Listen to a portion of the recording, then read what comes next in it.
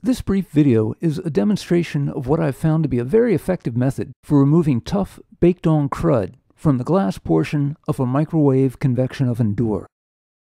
With this particular door, the interior glass is perfectly smooth, with the microwave mesh sandwiched in between the inner and outer glass panels. This method should not be used on glass that looks or feels textured. The first step of this process involves applying a generous amount of dish soap to the glass. In this instance, I happen to be using Ajax, but any brand should be fine.